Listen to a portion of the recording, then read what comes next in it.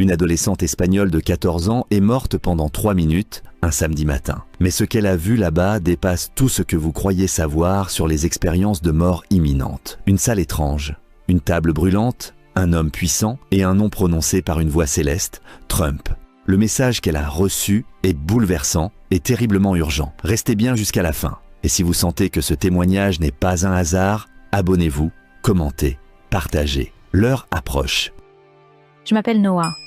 J'ai 14 ans. Je vis dans un petit village de Catalogne, entouré de collines, de champs et de silence. Ma maison est modeste. Nous sommes 3, ma mère, mon petit frère Lucas et moi. Mon père est mort il y a 2 ans, un samedi soir, dans un accident de voiture. Depuis ce jour, je ne suis plus tout à fait comme les autres. Je parle peu. Je reste souvent seule dans ma chambre à dessiner. Mais mes dessins ne sont pas normaux. Je ne sais pas comment l'expliquer. Je trace des visages que je n'ai jamais vus, des yeux trop profonds, des formes étranges, comme si ma main obéissait à quelque chose qui ne vient pas de moi. Ma mère dit que j'ai de l'imagination. Mais ce n'est pas ça. Il y a quelques semaines, j'ai commencé à faire un rêve récurrent. Toujours le même. Un ciel rouge sombre, comme du feu étouffé, suspendu au-dessus de moi, une horloge, immobile, sans aiguille, et devant moi, dans une sorte de pièce sans mur, un homme assis, toujours de dos. Je n'arrivais jamais à voir son visage, mais je sentais qu'il savait que j'étais là, qu'il m'attendait. Ce rêve me laissait chaque fois un sentiment de vertige, de silence absolu, puis les signes ont commencé à apparaître, des migraines, fortes, inhabituelles, comme des vagues dans mon crâne. Ensuite, une fatigue qui ne me quittait plus, même après de longues nuits de sommeil. Mais le plus étrange, c'était ce que je voyais les yeux fermés. Des formes géométriques lumineuses, comme des symboles anciens. Ils bougeaient, tournaient, puis disparaissaient. Un triangle au centre d'un cercle, un œil dans une spirale, une croix formée de lumière liquide. C'était beau et dérangeant à la fois. Je n'en parlais à personne, ni à ma mère, ni à mon frère. J'avais peur qu'on pense que je devenais folle. Alors je gardais tout pour moi, en silence, comme une brume qui s'épaississait autour de moi. Et puis, il y a eu ce matin-là. Samedi 5 juillet 2025. Le jour semblait normal. Il faisait chaud, comme toujours en été. Ma mère préparait le petit déjeuner, Lucas regardait des dessins animés, et moi, je suis allée à la salle de bain. Je me sentais bizarre, plus fatiguée que d'habitude, comme si mon corps pesait 1 tonne. Je me suis regardée dans le miroir. Mes yeux semblaient plus sombres que d'habitude. Et puis, tout est allé très vite. Une douleur soudaine dans la tête, un sifflement dans mes oreilles, mes jambes qui tremblent, et le vide. Je me souviens avoir senti que je tombais en arrière. Mon dos a touché le carrelage froid. Mais je n'ai pas eu mal. Je me suis simplement arrêtée. Comme si quelqu'un avait appuyé sur pause. Plus de bruit, plus de souffle, plus de corps. Juste une impression étrange que le monde reculait, que je quittais quelque chose. Je ne sais pas si on peut décrire ça avec des mots. Pendant 3 minutes, selon les médecins, mon cœur s'est arrêté. Plus de respiration. Ma mère m'a trouvée allongée, les yeux ouverts, sans vie. Lucas criait. Elle a hurlé mon prénom, m'a secouée. Mais moi, je n'étais déjà plus là.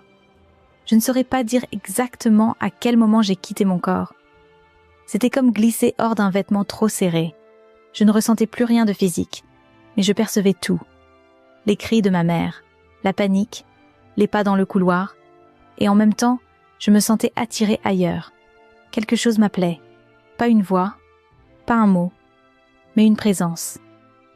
Une certitude que je devais avancer, que tout ce que j'avais connu jusque-là n'était que le début. Je ne voyais plus les murs de la maison, plus le sol, plus le temps, seulement une lumière mouvante, comme un souffle vivant. Et c'est là que l'expérience a commencé. Je n'ai pas senti mon corps tomber. Je n'ai pas entendu le cri de ma mère. Je n'ai pas senti l'eau sur ma peau ni la serviette qu'on m'a posée sur le visage. Il y a eu un silence. Puis, quelque chose m'a prise. C'était comme si j'avais été aspirée à l'intérieur d'un cube en rotation, suspendu dans un vide sans bord. Chaque face du cube brillait d'une lumière étrange, et chacune reflétait une époque différente. Sur une, j'ai vu des chevaux et des lances. Sur une autre, des gens masqués courant dans des rues vides. Sur une troisième, une mer noire pleine de navires en feu. Et tout tournait, sans fin.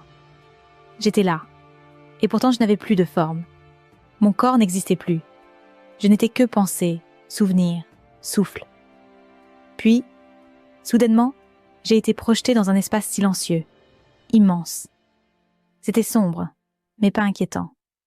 Le noir y brillait d'or, comme si des filaments de lumière flottaient lentement dans l'air, dessinant des formes qui bougeaient sans fin. Je savais, sans qu'on me le dise, que ce lieu s'appelait la salle de décision.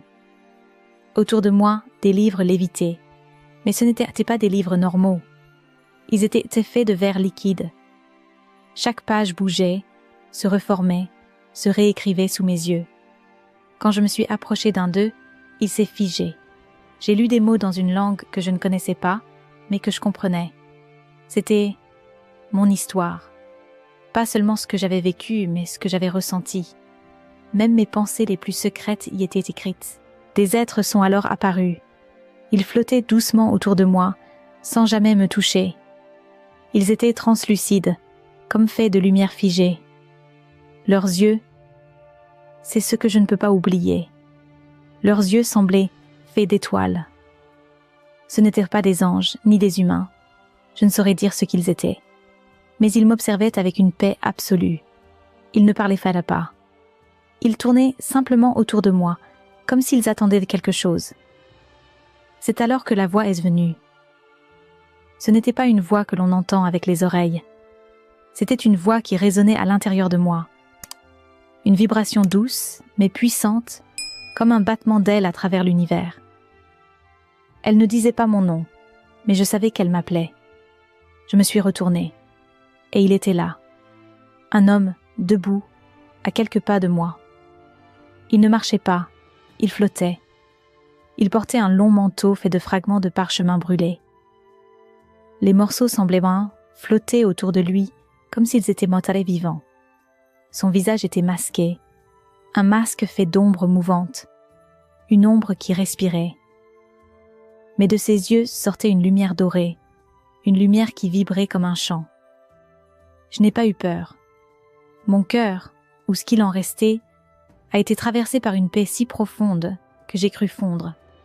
Je savais que c'était Jésus, mais pas le Jésus des églises, pas celui qu'on dessine. Il était autre, plus vaste, plus ancien, plus réel. Sa bouche ne bougeait pas.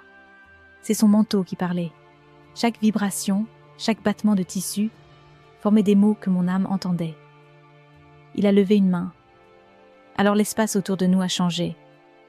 Nous étions maintenant dans une salle circulaire. Elle flottait au-dessus d'un océan noir, comme de l'encre. Tout autour, le vide. Au centre de la salle, une table hexagonale. Elle semblait taillée dans une pierre inconnue, sombre, presque vivante. Assis à cette table, un homme, Donald Trump. Il avait l'air plus jeune que sur les images, concentré, déterminé. Il lisait des dossiers. Autour de lui, des documents scellés, chacun entouré de flammes bleues qui ne brûlaient pas, mais pulsaient doucement, comme des cœurs. Jésus m'a dit, par le battement de son manteau, « Ce qu'il signe ce jour-là libérera ou enfermera des nations entières. Son choix pèsera sur des innocents. » J'ai voulu parler. Demander pourquoi moi. Pourquoi me montrer ça? Mais je ne pouvais pas parler. J'étais juste là, observant. Trump a alors parlé, pas avec sa bouche, mais avec sa pensée.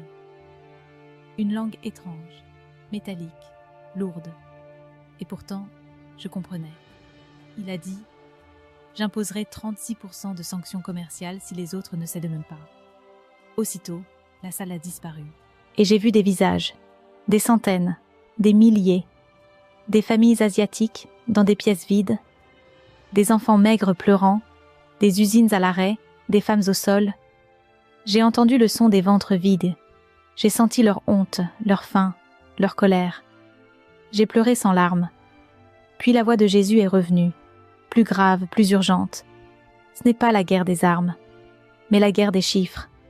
Et les chiffres tuent. J'ai vu alors un sablier tomber du ciel. Il était inversé, le sable remontait, comme si le temps se retournait. Mais en touchant le sol, il s'est brisé en 1000 éclats de lumière, et à cet instant, une peur m'a envahi. Un cri est sorti de moi, un cri que je n'ai pas choisi, et je suis retombée dans mon corps. Un éclair de douleur, un hurlement. L'air est revenu d'un coup dans mes poumons. Ma mère pleurait, mon frère criait. Et moi, j'étais là, mais plus la même. Je n'étais plus une enfant. J'étais revenue porteuse d'un poids, d'un avertissement, et d'un nom que je n'aurais jamais pensé associer à Dieu. Trump. Quand je me suis réveillée, c'était comme si mon corps était de retour, mais que mon âme flottait encore ailleurs. J'avais froid, terriblement froid, alors que ma mère pleurait à côté de moi. Les lumières me semblaient trop vives, et chaque son trop fort. Je voulais parler, mais les mots ne venaient pas. Puis soudain, j'ai crié. Pas un cri ordinaire. C'était comme si une vérité m'échappait. La table brûle, l'encre, elle s'épuise, il doit choisir bien. Ma mère s'est figée. Elle a essayé de me calmer, mais rien n'y faisait. J'étais secouée, incapable d'expliquer ce que j'avais vu, ce que j'avais senti. Ce n'était pas un rêve, ce n'était pas un délire. C'était une certitude. Les heures qui ont suivi, je ne dormais pas. Je ne mangeais presque rien. Mon corps était là, mais mon esprit restait accroché à cette salle de décision, à cet homme en manteau de parchemin, à cette lumière dorée qui me parlait sans bouche. J'ai demandé un carnet, et sans réfléchir, j'ai commencé à dessiner. Encore et encore. Une table hexagonale, des dossiers en feu bleu, des visages asiatiques pleurant dans le vide, et ce masque vivant qui respirait l'ombre. Je ne savais même pas dessiner de cette façon avant. Les traits sortaient tout seuls, comme dictés par une main invisible. Ma mère était bouleversée. Elle voulait appeler un prêtre, ou peut-être un psychologue. Mais moi, je ne voulais qu'une chose, me souvenir. Tout, absolument tout. Un matin, 3 jours plus tard, je lui ai dit « Maman, tu connais Donald Trump ?» Elle a sursauté. Ce n'était pas un sujet que l'on abordait chez nous. Je ne suivais pas les infos, encore moins la politique américaine. Et pourtant, je connaissais ce nom. Je l'avais entendu là-bas. Jésus me l'avait montré. Je lui ai expliqué. L'homme, la table, les sanctions, le sablier inversé qui tombait du ciel, l'océan d'encre. Je lui ai dit que tout était lié à un choix, à une décision qui ne semblait pas importante en apparence, mais qui allait déclencher quelque chose d'invisible. Ce qu'il signe ce jour-là, enferme ou libère des nations. Elle me regardait avec les larmes aux yeux, pas parce qu'elle ne me croyait pas, mais parce que je n'étais plus la même. À l'école, je ne parlais plus beaucoup, j'étais ailleurs. Pendant les cours, je griffonnais des symboles étranges, des chiffres qui me venaient soudainement, sans que je les comprenne. 36%, par exemple. Toujours ce chiffre. Je me suis mise à prier. Pas des prières classiques. Je ne les connaissais pas. Mais des phrases gracieuses qui me venaient du cœur, comme si mon âme parlait une langue ancienne. Je suppliais que la table ne se referme pas. Je demandais que les flammes bleues soient éteintes. Je pleurais en silence, sans même savoir pourquoi mes larmes coulaient. J'ai commencé à comprendre peu à peu ce que tout cela voulait dire. Ce n'était pas une vision religieuse dans le sens traditionnel. C'était politique, mais au-delà des partis. Spirituel, mais enraciné dans notre monde. J'ai compris que chaque décision humaine, même économique, porte un poids invisible. Jésus ne m'a pas montré des bombes ni des chars, il m'a montré des chiffres, des sanctions, des documents et leurs conséquences. Un tarif peut tuer plus qu'une balle si l'intention est mauvaise, ai-je dit un jour à mon professeur d'économie. Il a ri. Mais moi, je ne riais pas. Je voyais les visages, les enfants aux joues creuses, les femmes qui pleuraient dans des usines fermées. Tout cela à cause de décisions prises à une table, loin d'eux. Je n'ai jamais été envoyé pour juger. Je le sais. Jésus ne m'a pas montré la colère. Il m'a montré la gravité, l'urgence, l'amour immense qu'il avait pour chaque être humain, même ceux qui prennent ses décisions. Mais il y avait une condition, que les choix soient faits avec conscience, pas avec égoïsme, pas avec orgueil, pas avec peur. Je crois que ce que j'ai vécu était un message, mais aussi un test. Comme s'il me disait « Tu as vu, et maintenant, que fais-tu avec ça ?» Alors j'écris, je dessine, j'en parle. Même si on se moque, même si on me traite de folle, je ne peux pas me taire, car je sais. Et savoir, c'est déjà agir. Parfois, la nuit, je revois le sablier. Je l'entends se briser. Et je me réveille en sursaut. Je pleure. Puis je prie. Encore. Peut-être que je ne suis qu'une fille dans un petit village. Mais je crois que ce que j'ai vu me dépasse. Et qu'il y a, quelque part, un moment, une table, un homme, et une décision qui n'a pas encore été prise. Et si elle l'est mal, alors les visages reviendront. Pas dans une vision, mais dans notre monde. Je ne veux pas cela. Personne ne le veut. C'est pour ça que je parle, et que je continuerai. Noa n'est pas simplement revenue d'entre les morts. Elle est revenue avec un message qui dérange, qui interroge, et surtout, qui vise directement un nom que personne n'attendait, Trump. Ce qu'elle a vu, dans ce lieu noir et doré, n'avait rien d'un rêve d'enfant. Elle n'avait jamais entendu parler d'une table hexagonale ou de livres en verre liquide. Et pourtant, ces images hantent désormais ses jours et ses nuits. Faut-il tout rejeter en bloc? Ou au contraire, s'arrêter, réfléchir et se demander pourquoi une fille de 14 ans, sans culture politique, aurait vu ce qu'elle a vu? Et pourquoi maintenant? Car ce message ne parle pas seulement d'un homme, il parle du pouvoir, du choix, de ce qui se prépare, peut-être déjà, dans les coulisses du monde. Et vous, croyez-vous que l'économie peut devenir une arme spirituelle? Que les décisions de Trump puissent avoir un poids éternel? Si cette histoire vous a touché, abonnez-vous, commentez, partagez. Car ce n'est peut-être pas la dernière fois que le ciel se manifeste ainsi. Et si tout cela avait déjà commencé,